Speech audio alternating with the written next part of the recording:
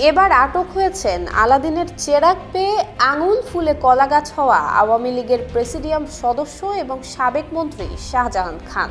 যদিও দুর্নীতি এবং ক্ষমতার অপব্যবহার করে অবৈধ সম্পদ অর্জনের বিভিন্ন অভিযোগে সাবেক এই এমপিকে জরুরি তলব করেছিল দুর্নীতি দমন কমিশন। গতকাল মধ্যরাতে ধানমন্ডির একটি বাসা থেকে তাকে গ্রেফতার করা হয়েছে। গোপন সূত্রে খবর পেয়ে রাতে ধানমন্ডিতে অভিযান চালায় যৌথ বাহিনী। সেখানেই লুকিয়েছিলেন সাবেক এই এমপি। আজ সকালে গ্রেফতারের বিষয়টি নিশ্চিত করেছেন ডিএমপির অতিরিক্ত পুলিশ কমিশনার রেজাউল করিম মল্লিক। এই পুলিশ কর্মকর্তা জানান, আওয়ামী লীগের সভাপতি মণ্ডলীর সদস্য এবং সাবেক মন্ত্রী শাহজাহান খানকে বৃহস্পতিবার রাতে রাজধানীর ধানমন্ডি এলাকা থেকে গ্রেফতার করা হয়েছে। তিনি বর্তমানে ডিবি কার্যালয়ে রয়েছেন। তার বিরুদ্ধে একাধিক মামলা রয়েছে, তবে কোন মামলায় তাকে গ্রেফতার করা হয়েছে সেটি স্পষ্ট করা হয়নি। ডিবি সূত্রে জানা যায়, গ্রেফতারের পর মধ্যরাতে সাবেক এই মন্ত্রীকে ডিবি কার্যালয়ে নিয়ে আসা হয়। পরে তাকে সেখানে বিভিন্ন অভিযোগের বিষয়ে জিজ্ঞাসাবাদ করেছেন ডিবির কর্মকর্তারা। 250-টিরও বেশি ডিজাইন অপশন নিয়ে ওয়ালটন স্মার্ট ফ্রিজ, বোঝে আপনার প্রয়োজন। শাহজাহান খান মাদারীপুর 2 আসন থেকে টানা 8বার সংসদ সদস্য নির্বাচিত হন। 1986 সালে প্রথমবার স্বতন্ত্র প্রার্থী হিসেবে মাদারীপুর 2 আসন থেকে জাতীয় সংসদের সদস্য নির্বাচিত হন তিনি।